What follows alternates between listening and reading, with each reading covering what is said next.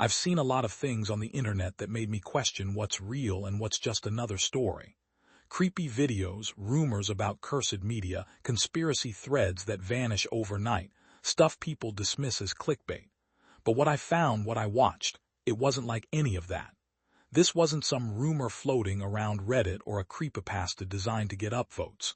It was real, tangible. It was sitting in my hands, staring back at me through the faded plastic window of an old VHS case. You'll never look at SpongeBob the same way again. I almost didn't notice it at first. The label was handwritten in faded black marker, the kind that smudges if your fingers are sweaty. Someone had scrawled SpongeBob SquarePants across the white sticker, but the handwriting looked rushed, almost frantic, as though whoever wrote it wanted the words down quickly before changing their mind. The letters bled into each other, crooked and uneven. Not the bright, blocky SpongeBob logo we all recognize, just a nervous imitation. And under the title, faint but unmistakable, was another word scratched into the paper. At first I thought it was part of the smudge, but when I tilted the tape under the light, I read it. Banned. Now I know how that sounds. The internet is full of so-called banned episodes, bootlegs, creepy edits, or just plain hoaxes. I've watched dozens of narrations about them, usually while scrolling through comments, laughing with strangers about how fake they were. But holding this tape, feeling its weight in my hands, something was different. My fingers shook a little, though I told myself it was just the chill of the basement where I'd found it. Still, I couldn't shake the feeling that this wasn't supposed to exist. It didn't have the glossy cover art, no Nickelodeon branding, no barcode. Just that slanted handwriting, black marker on white, a few water stains on the cardboard sleeve. Old. Forgotten. When I lifted the case to my nose, it carried that scent, damp paper, mildew, a hint of burned plastic. A smell you don't forget if you've ever been around old VHS tapes. The kind of smell that clings to your hands long after you put the thing down. My first thought was, this is a bootleg. My second was, I need to know what's on it. The strangest part, I didn't even own a working VHS player anymore. Who does? But the moment I saw that tape, I knew I'd find a way. Curiosity can be dangerous like that. It hooks you, drags you forward, convinces you that maybe, just maybe, you're the one meant to uncover whatever secret is buried inside. I shouldn't have pressed play. But I did, and in doing so, I opened a door I can't shut. To explain how I ended up with it, I need to go back. If you grew up in the early 2000s, you know what SpongeBob meant. For me, it was more than just a cartoon. It was the background noise of my entire childhood. I'd rush home from school, throw my backpack down in the hallway, and collapse in front of the TV just in time to catch the reruns on Nickelodeon. The laugh track of my youth wasn't from sitcoms or family gatherings. It was SpongeBob's squeaky giggle bouncing off the walls of my living room. It wasn't like I set out to find something forbidden. Nobody wakes up on a Saturday morning and thinks, I'm going to ruin my own life today. But that's exactly how it started, just another lazy weekend killing time. There was a yard sale on the edge of town, one of those half-hearted affairs where everything looks like it was dragged out of a damp basement. Cardboard boxes sagging from the weight of old books, mismatched mugs stacked in crooked towers, VHS tapes piled in milk crates like forgotten relics. I wasn't even planning on stopping, but nostalgia has a way of pulling you in. Seeing those old clamshell Disney cases, the kind that snapped shut with a puff of stale plastic air, sent me straight back to childhood. My hands itched to rummage through them, even though I knew it'd just be copies of The Lion King and Aladdin. That's when I saw it. Buried between a sun-bleached copy of Space Jam and a taped-over home recording labeled Thanksgiving '97, there it was. A plain cardboard sleeve, bent at the corners, spotted with faint water damage. A piece of tape clung stubbornly to the front like it had been peeled off too many times. Written across the sticker in black marker were the words, SpongeBob SquarePants banned. I froze. It looked almost identical to the one I described before, the scrawled handwriting, the nervous strokes of ink, the faint suggestion that the word banned had been scratched in after the fact. But this wasn't some memory resurfacing. It was real, right there in my hands. I turned it over, expecting more writing, maybe a name or recording date, but the back was blank except for a patch of discoloration where something had been peeled away. Maybe a label, maybe a warning. The seller must have noticed my hesitation because he shuffled over. He was an older man, stooped, his baseball cap frayed at the edges. His eyes flicked to the tape and then away, like he didn't want to acknowledge it. "You want that one?" he asked, voice hoarse. I nodded slowly. "Yeah, how much?" He scratched the back of his neck, not meeting my gaze. "$1. Cheap, too cheap. For a second I wondered if he just wanted it gone. I pulled a crumpled bill from my pocket and handed it over, but when I started to walk away, he muttered something that made me stop in my tracks. "Don't play it too long." I turned back confused. "What?" But he was already bending over the boxes, pretending to rearrange DVDs that didn't need rearranging. He wouldn't look at me. I should have pressed him. I should have asked what he meant, where he'd gotten it, why he was practically giving it away. But I didn't. Maybe some part of me didn't want to hear the answer. Instead, I tucked the tape under my arm and left, telling myself it was just some weird old guy trying to sound mysterious. That's what you do at yard sales, right? Hype up junk, turn it into treasure. But his words followed me the whole ride home. Don't play it too long. What does that even mean? Was it some joke about VHS tapes wearing out? Or was it a warning, one I was too stupid to take seriously? When I finally got back to my place, I slid the tape onto my desk, meaning to forget about it for a while. But every time I walked by, I felt my eyes dragged back to it. The smudged marker, the warped cardboard sleeve, the faint mildew smell, it all demanded my attention. By evening, curiosity had wrapped itself around me like a noose. I dug out an old VCR from my closet, brushed the dust off, and set it up with a kind of nervous excitement. That night, I decided to watch it alone. It was safe, it was silly, it was predictable, or at least that's what I told myself. I had all the VHS tapes lined up on my shelf. Bright yellow spines with goofy artwork, SpongeBob riding a jellyfish, Patrick drooling, Squidward rolling his eyes. I'd fall asleep with the TV on sometimes, those episodes looping in the background, like a comfort blanket made of bad jokes and bubble sound effects. My parents thought it was harmless. Better SpongeBob than South Park, my mom used to joke. But I remember moments even back then when something about it felt off. Not enough to scare me, but enough to make me squirm. Certain still frames where the characters held their expressions just a second too long. Background fish that never blinked. Strange pauses between dialogue that left the screen uncomfortably silent before the next punchline dropped. I used to laugh it off, but part of me wondered, was it intentional?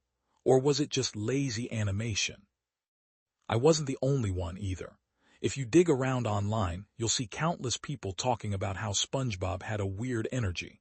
Too manic, too loud, sometimes darker than you'd expect for a kid's show. You'll find essays about how it wasn't really for kids at all. Nickelodeon always had that reputation of pushing the line, but SpongeBob was their golden child. The smiling, squeaky clean mascot plastered on lunchboxes, backpacks, even cereal boxes. Corporate innocence, packaged and sold. The truth is, it wasn't really about the stories. SpongeBob could fry a Krabby Patty, fight with Squidward, or chase jellyfish. It didn't matter. What mattered was the rhythm, the bright colors, the dumb jokes, the looping gags. It was engineered to glue us to the screen. A product designed to raise us as consumers first, kids second.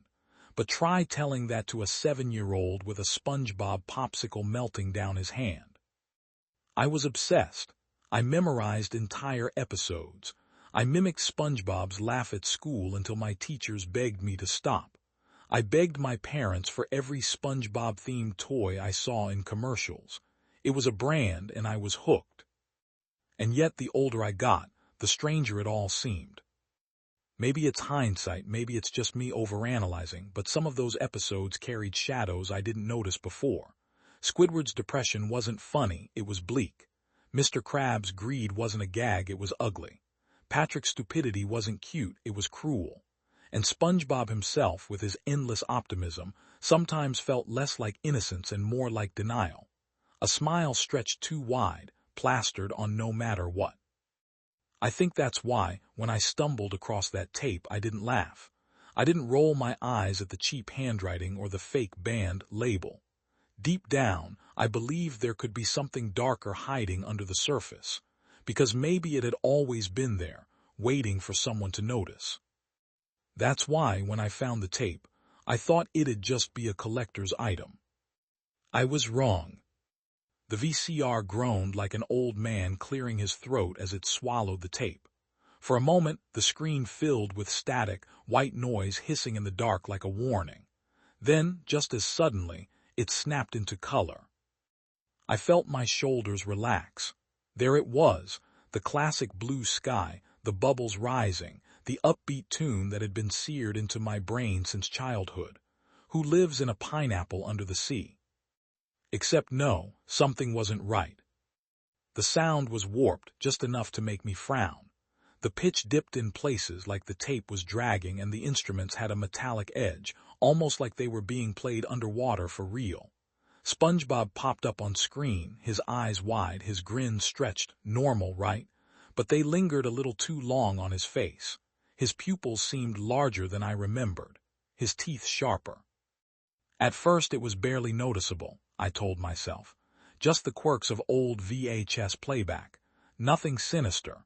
I'd seen tapes warp before, whole movies skewed into wavy colors and stretched voices. Still, I couldn't shake the unease curling in my stomach. The theme song ended, the title card flashed, SpongeBob SquarePants. But the lettering was slightly off-center, slanted like someone had redrawn it by hand. Instead of the usual cheery episode title font, the screen just stayed black for a few seconds longer than it should have. Long enough for me to shift in my seat. Then the episode began. The first 5 minutes looked almost normal. SpongeBob was in his pineapple house, humming to himself while flipping Krabby Patties in his tiny kitchen. His laugh was a bit higher-pitched, a squeal that scratched at the back of my skull, but nothing outwardly terrifying. Squidward stormed past the window, muttering angrily as always. Patrick wandered in with his dopey grin. For a fleeting moment, I wondered if maybe this was just some lost or unaired pilot, a cheap bootleg that never made it to Nickelodeon. Nothing more. And then the frame skipped. It was quick, half a second maybe, but enough to jar me. One moment SpongeBob was holding a spatula, smiling at Patrick. The next, the screen twitched, and for a single frozen frame, SpongeBob's eyes filled the screen. Enormous, bloodshot, unblinking. I blinked hard, shook my head, laughed nervously at myself. Old tape glitch, I muttered. But then it happened again. This time Squidward's clarinet playing stuttered mid-note, the sound warping into a low groan before the tape snapped back. For a split second, the frame flickered to black and white footage of something I couldn't place, wet floor tiles, a hallway, and then, just like that, back to Bikini Bottom like nothing had happened.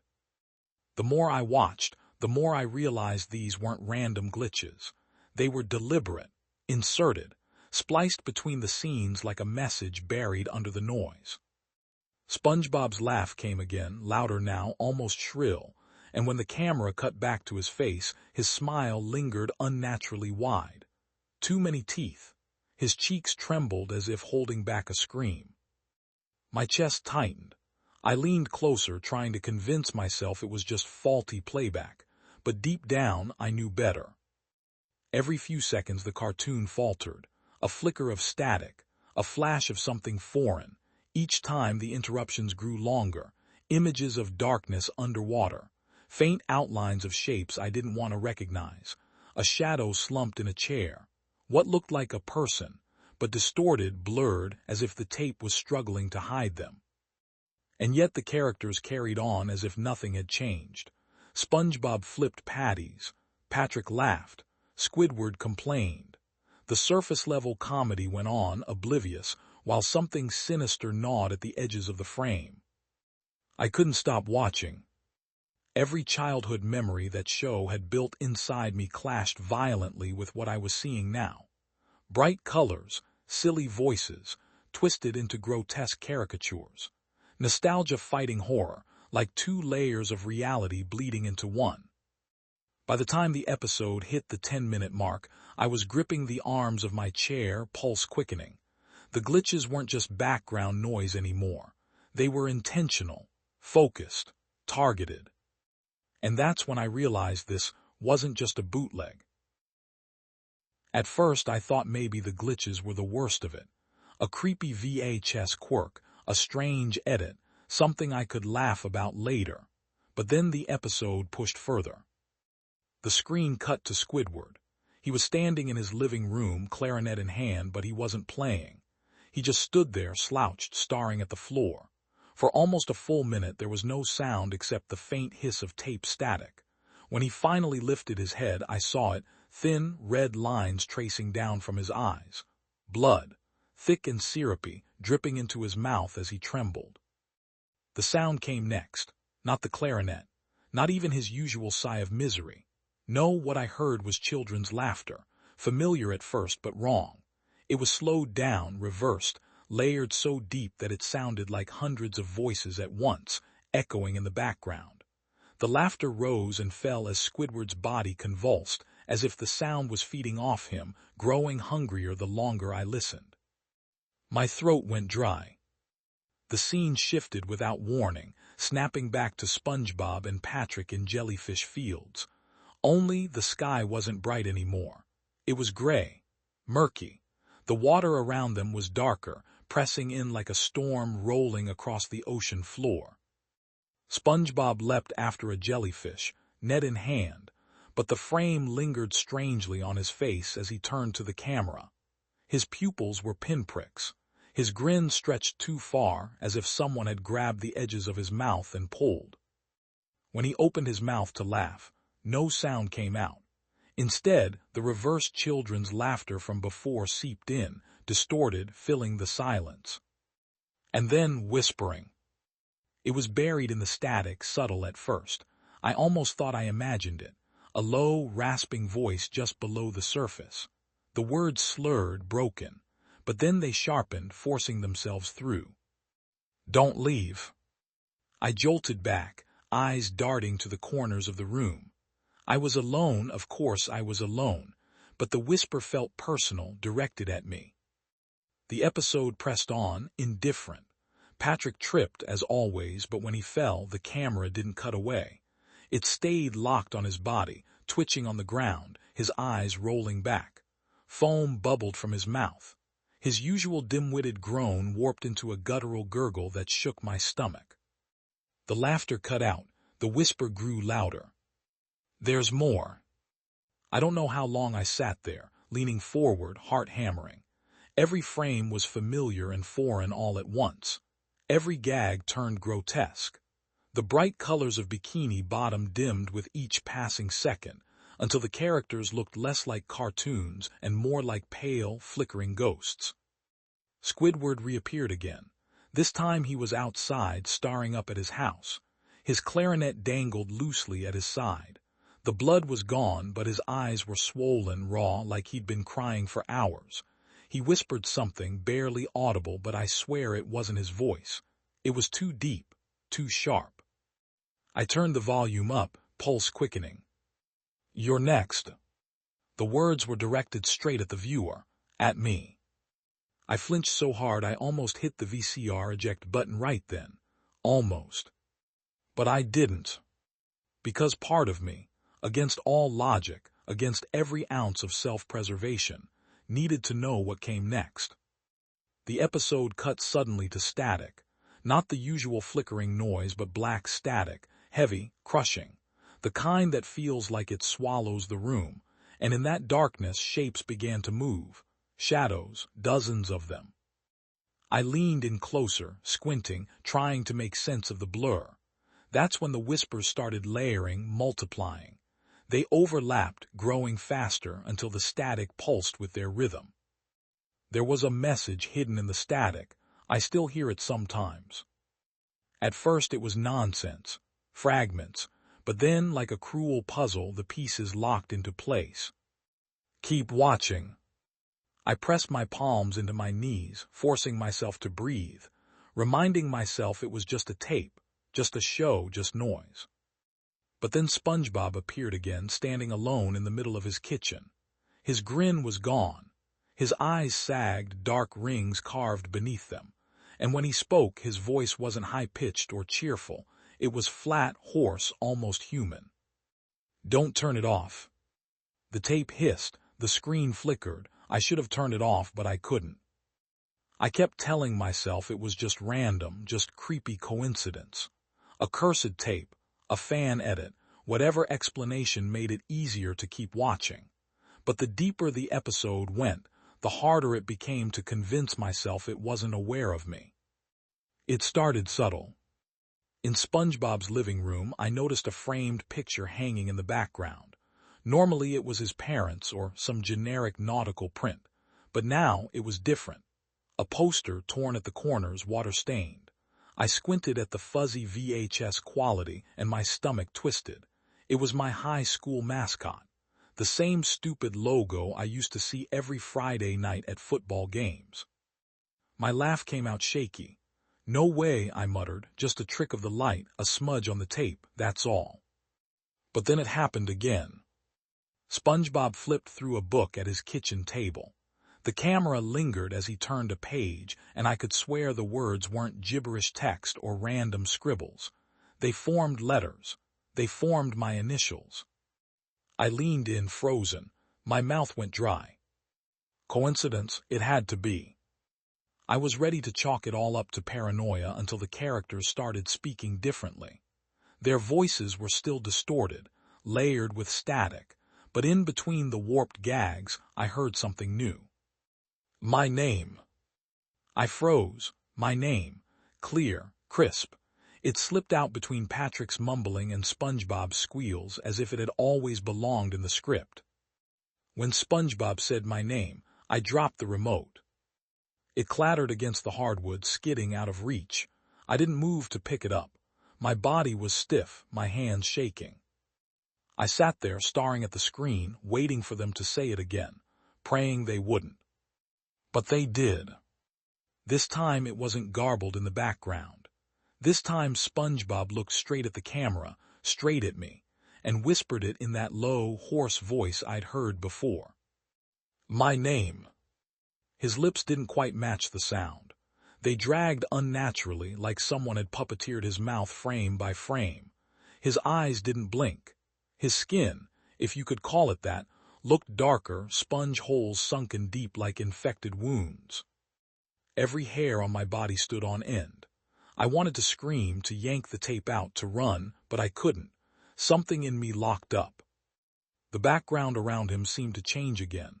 The kitchen walls faded, replaced with faint outlines. A desk, a chair, my desk, my chair. I leaned closer, heart hammering, and realized the frame was warping into my own living room. The clutter on the shelves, the crooked poster on my wall, the lamp in the corner. It was all there, bleeding into SpongeBob's world. It wasn't just referencing me anymore. It was watching me, recording me. Patrick appeared beside SpongeBob, but his smile had collapsed into a slack, drooping expression. His mouth opened, tongue lolling. His voice was a guttural rasp. Don't stop now.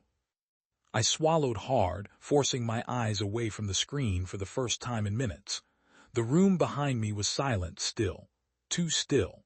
My reflection in the black edges of the TV looked pale, hollow.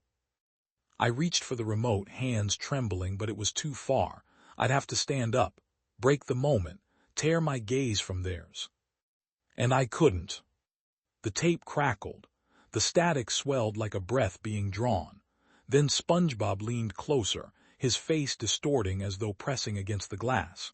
His eye filled the screen, bloodshot veins spreading like cracks in the lens. You're one of us now. My stomach turned cold. My fingers twitched, desperate to move, desperate to do something. I thought it was a coincidence, until it was. After that night, sleep wasn't even an option. My brain kept replaying his voice, that rasp dripping through the static, "You're one of us now." I couldn't focus, couldn't eat. Every time I closed my eyes, I saw that warped grin pressed against the screen. So I did what anyone in my generation would do. I went online. I typed the obvious search first: lost SpongeBob tape. At first, it was all memes and joke creepypastas, cheap Photoshop of SpongeBob with red eyes, Squidward holding a knife. But buried deeper, past the clickbait and Reddit humor, I started to find scraps. Dead links. Archived threads. The first one I clicked was an old forum that looked like it hadn't been touched since the early 2000s. Pale blue background, clunky text. A thread title in shaky grammar. "Help! I watched SpongeBob tape not right." The post itself was broken English, but one sentence stood out. "It smile at me, it know me. I burn tape but still dream." No replies, just silence. I dug further. Someone on a VHS collector's board mentioned prototype reels distributed to animators before episodes aired. They claimed Nickelodeon sometimes tested alternate versions, darker edits meant to stress-test reactions. But when I tried to click the attached screenshots, the images were gone. File removed. I found a Reddit post from almost a decade ago, buried on r obscure media. The user wrote, "There's an episode that never aired. My uncle worked in post-production. He swore they screened it once, said it had too much crying, too much starring. He said he wasn't supposed to talk about it. The next day he clammed up completely, deleted his account." No one responded to that one either. The post just sat there, frozen in digital amber. The deeper I searched, the stranger it got. Threads vanished mid-scroll. Pages redirected me to 404 not found. Sometimes my browser lagged, like something was actively choking the search. On a forgotten fan wiki, I stumbled on a comment chain. One user described receiving a tape in the mail after winning some Nickelodeon sweepstakes in the 90s. They said the tape had SpongeBob doodled on the label, but inside was not the same SpongeBob. They ended with this chilling line: "If you're reading this, don't finish the episode. They want you to." Replies deleted, usernames deleted, even cached versions were gutted. It wasn't just a handful of stories, it was a pattern. Every time someone shared their experience, the trail went cold. Posts wiped, accounts banned, threads locked. That's when I noticed something I couldn't ignore: the timestamps. Many of these posts weren't just deleted days or weeks later. They disappeared minutes after going up. I sat back in my chair, rubbing my eyes, my heart hammering. Either I was spiraling into paranoia or something was cleaning house. And the whispers in my head wouldn't stop. "Don't stop now, don't stop now." I scrolled endlessly, jumping from forum to forum. VHS trading groups, nostalgia blogs, deep archive crawlers. Every now and then, I'd catch a stray phrase before it was scrubbed. "Blood in the laugh track." Squidward's eyes followed me. "The tape won't die." The more I read, the less this felt like a coincidence. It wasn't just a creepy tape I found at random. It was part of a thread stretching back decades, reaching through old dial-up boards and forgotten VHS collections. And Nickelodeon's silence, the surgical precision with which every account was erased, felt less like neglect and more like a cover-up. I caught myself whispering out loud, "Why would they hide it? What's the point?" But the truth clawed at the edges of my mind.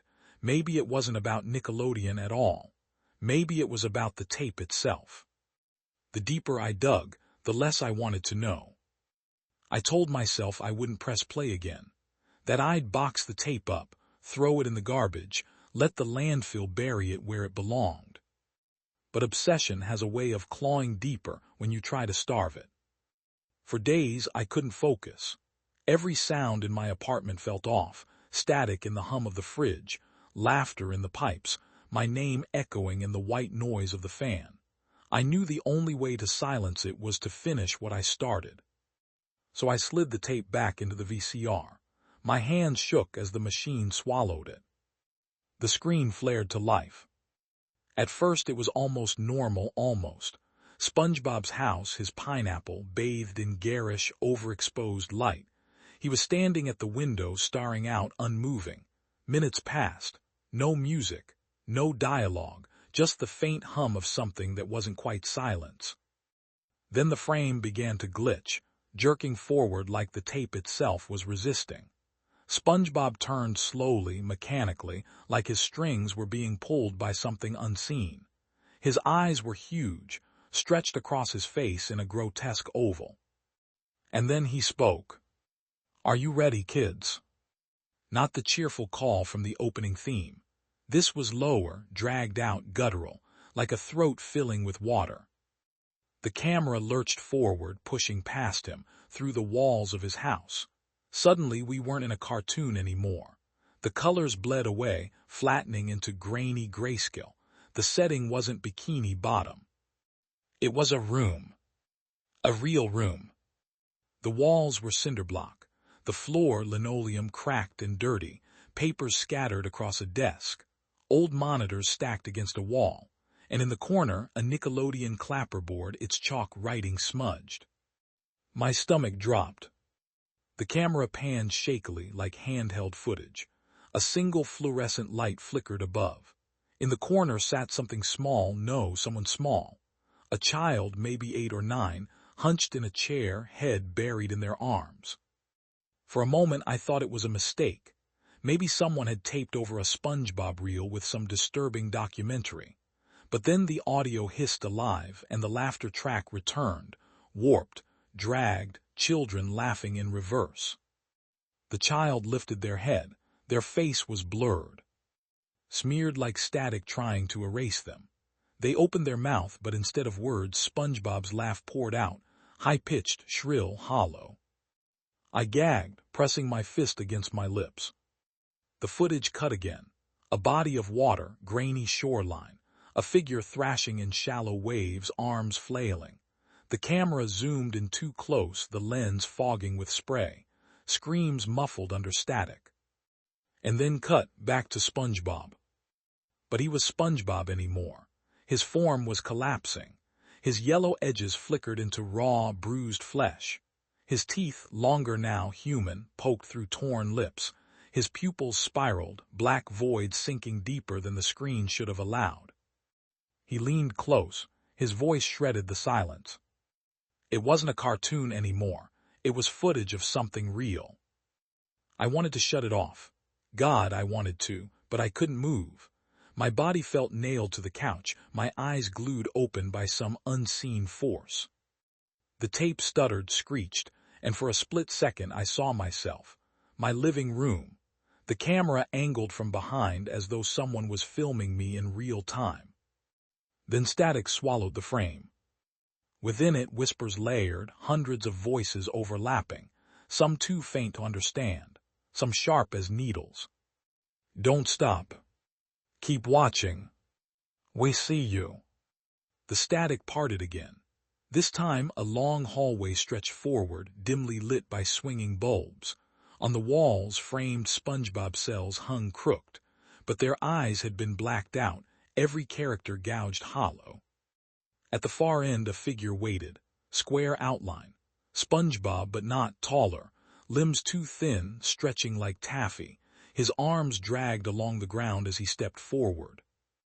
Every bulb burst as he moved closer, pop, pop, darkness swallowing the hall behind him. He reached the camera, bent low, filled the frame with that spongy, sagging face, and whispered my name. It wasn't distorted this time, it wasn't warped, it was clear, perfect, like someone standing right beside me. I screamed, finally broke free. My hand shot to the VCR, slamming the stop button, yanking the tape out with a screech of plastic. The screen went black. But the silence was worse. Because in that black screen, faint and flickering, his eyes still glowed.